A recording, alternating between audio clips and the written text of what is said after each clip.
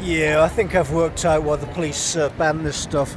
So, did our intrepid reporter Jane, I can't remember her name now, from Reach PLC, the woman who works for Birmingham Live and claims to be an intrepid reporter, did she kill John Cotton? So Cotton, of course, has had his email bounced back today, suggesting it's been denied. John Cotton is either, just the most arrogant man alive or the dumbest man alive, because we've been tearing apart his email service for months, and of course he hasn't been replying. So the fact that you haven't replied does not actually go in your favour in employment law terms. If you're saying, I'm sorry mate, you've invaded the country, of course the country's been invaded, and you're not responding to that kind of stuff, then possibly the spooks may want to get involved. So after Cotton lost power politically, the consent of the polis of Birmingham, we can then go and ask him what he's been doing.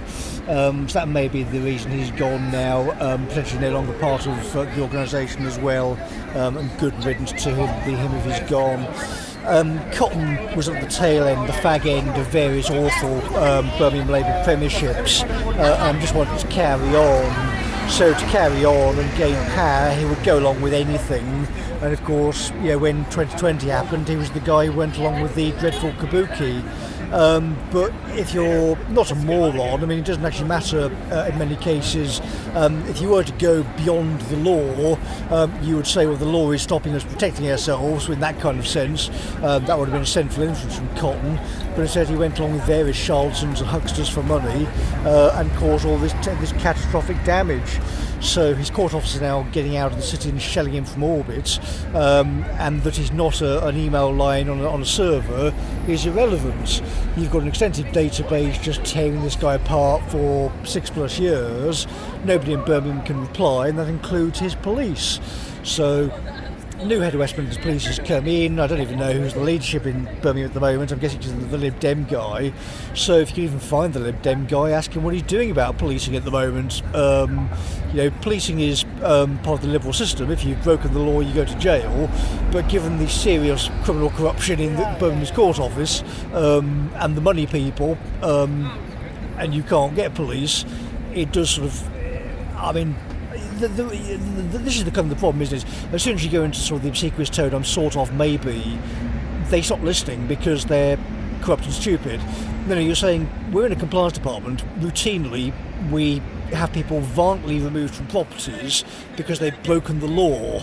So internally, if we're saying there's catastrophic amounts of corruption post-pandemic, which is obviously very true for a lot of organisations, and we've got all these problems and it's a public body, then what precisely do you expect people to do when Max Corler is leaving? We're sort of above using the reasonable person standard games by putting it in documents. I'm asking for a clear explanation from the current Birmingham leadership as to what they're doing.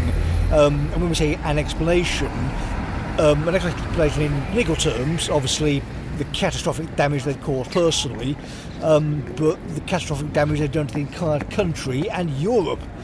Can we establish who authorised Chris Naylor to make his various statements over the years? Can we find out where he is, where he went, who paid him, what he did since? Where are these people? Where have they gone to? So it really was like 1984. People just vanish. Documents get changed. They're obviously incredibly corrupt.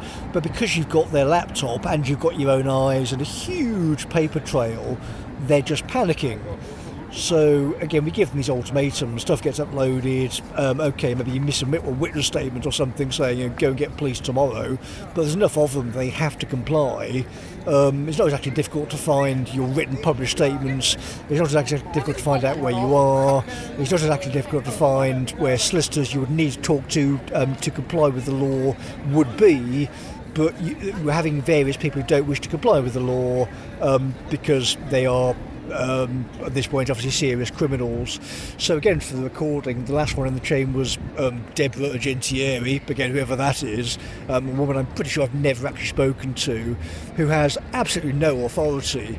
So this is a polish, right? So we're in a compliance service. No, the way it works, if we don't know who you are, you're being removed. But nobody knows who this woman is, and she hasn't actually come and spoken to us at any point in the intervening term over the previous 6 years, when, by the way, in organisational terms, I got the best promotion in the place. So it's just a full circle. You're doing the same sort of job I was doing back in 09, 2010, but attacking people is the best job because you wake up and attack people and then you just go for lunch and attack people again.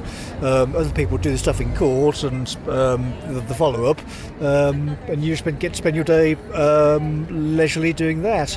But of course, we were certifying back in 09 that we could do that legally, because we were, but of course now we aren't and can't because of this absolute idiocy and derangement. So if any kind of legal audit comes in, you're saying, for the record, no, the department can't run, shut it down, no, get this stuff handed off, stuff sold off up to the private sector because of the nature of the transactions.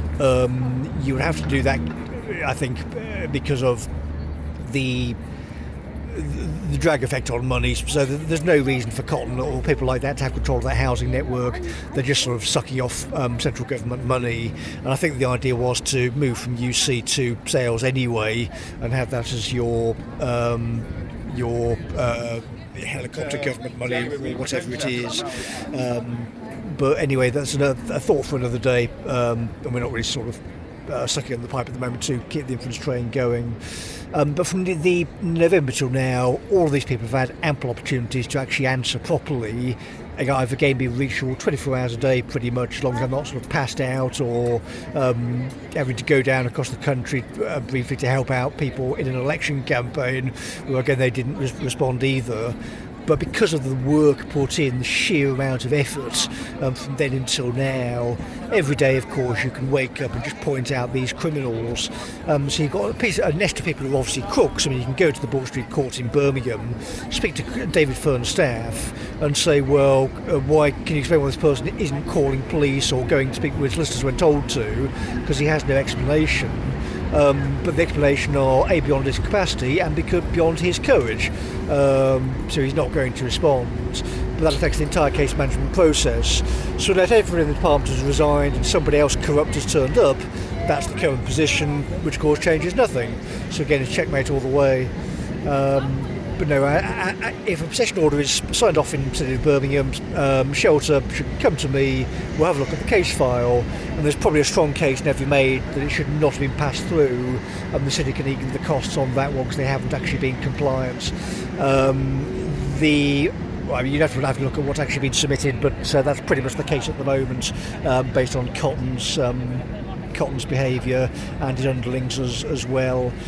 So what happened, for the record, is we caught his managing director engaging in a disgraceful kabuki to hang on to power, shot him in the throat effectively via documents, and then booked it out of the city because of the level of danger. But we've got all these women flailing around for money effectively behind laptops, and of course they're not actually interested in security because they're women, and they're not very bright either, so they're just sucking off printed money effectively, debased currency, to keep the lights on. So it's really tragic what happened to that city. Again, the Necromunda analogy is pretty apt, so I'm thankful to the guy this morning for reminding me of Nottingham and the violent history of the Celts. But again, the Prussian dolls analogy comes back. The Prussians couldn't have been the Prussians without being the agrarian, farming, nice, happy, settled people. But of course, when it kicks off, they were the murder you people. And of course, the Germans were this huge Christian power bloc in Central Europe. And when they started wavering, we then had this huge bloodbath, huge death toll from mechanised war. We've been battered about by the bombs and guns and bullets for, obviously you're talking, a century now. But the human ape is kind of used to stuff now. We're getting kind of used to it. We live in the panopticon, but yes. But while British law exists and witness statements can be put through, and you can tell the truth without sort of a Starmer bot appearing in front of you and instantly murdering you, then you've got a pretty good written record for anybody honest who comes after you. So in terms of the honest man discourse and Burnham, if anybody can actually sort of get a solicitor who can deal with sort of basic adult matters regarding various sensitive legal matters in Birmingham that are being dealt with in a sensible and centred manner.